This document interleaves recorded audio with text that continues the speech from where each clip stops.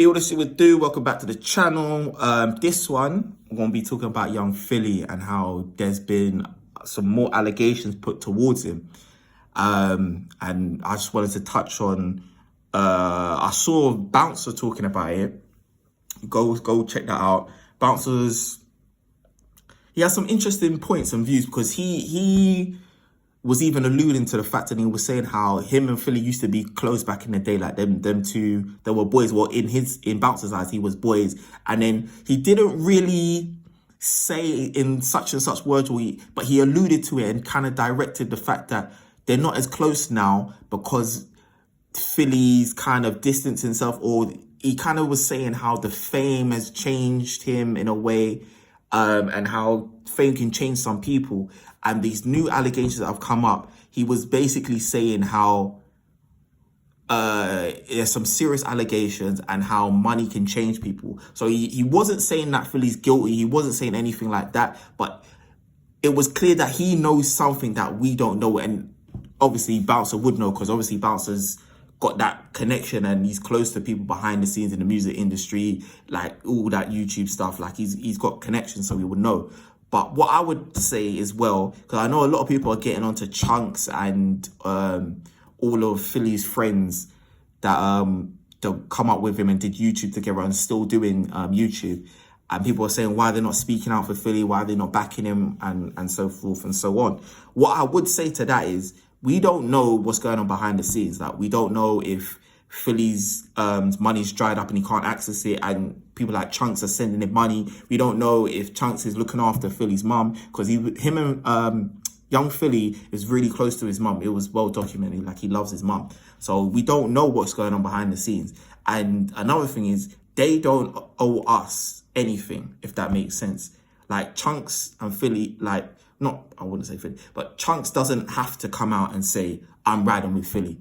He doesn't need to do that. Cool, we want to see like what's going on. We want to know, but it's still an active case. So when there's an active case going on like this, especially as serious as this, you have to be careful what you say. And also on top of that as well, that it's such a grey area and such a serious thing.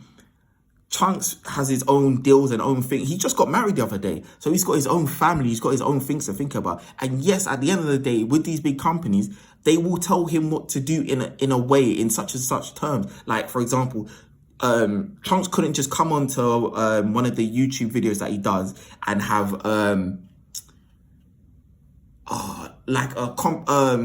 controversial t-shirt. Like, he can't just say for example, let me give you an example.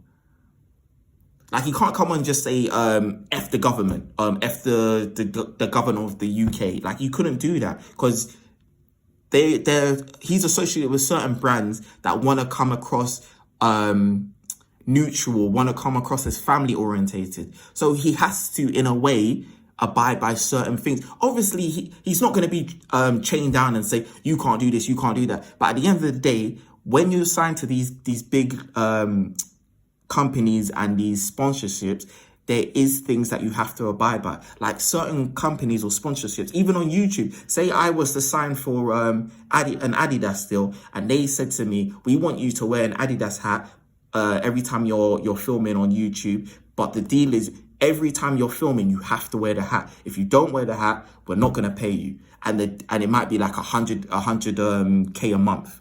That is part of the deal. I will have to wear the hat. It doesn't mean that, oh, you're a compromise or you're a slave to these companies. No, that's just part of the deal. And that's just the way it works. And until we get the results or find out what's going on with these cases, we just don't know. We just don't know. So that's all I wanted to say.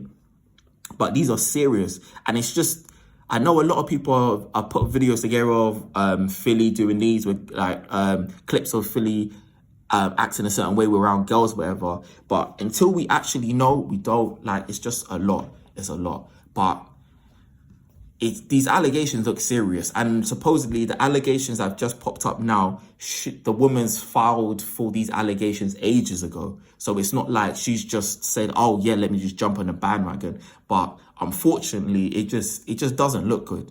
It doesn't look good. And that's another reason why you shouldn't look up to these so-called celebrities or influencers like they are, like, they shouldn't be your idol. You shouldn't idolize them. You shouldn't look at them like your role models, if that makes sense. Like, you can look at like how they got there. Like, for example, Stephen the Madman.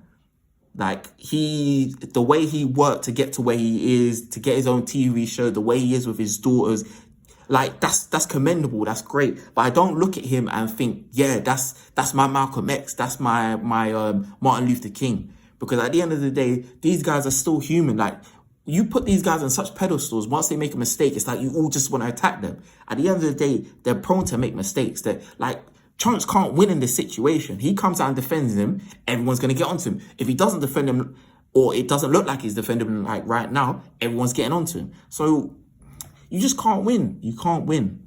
But what I would say, there is a big problem with guys and girls. Like, when you're on a night out or when you're in pursuit of a girl, if a girl says no, she means no. Like, if you go and approach a woman and you say, oh, look, you look beautiful, can I get your number? And she goes, no. You have to leave it. Even if you're on a night out, everything's going well, you got a couple drinks, you take her back to yours, she's willing to go back to yours, and you start getting into it, and then halfway through, she might say, I'm not really feeling this. Or even she bring her back to your yard, and she goes, nah, I don't want to do this. You have to let it go. No means no. Like, there's no ifs, buts, or maybes. A woman can change her mind. Like, no means no. So I think as well, there has to be an education. They need to bring back sex education in the school. I don't know if they're still teaching it, but even when I was in school, they didn't really go into too much detail. I feel like there needs to be some sort of dedicated study to sex education and females and guys, and how to talk to girls and how to talk to guys, how to read girls' body language, guys, but like, I feel like there needs to be a real education in that department. But yeah, let me know what you think. Like, comment, and subscribe. And yeah, on the road to monetization.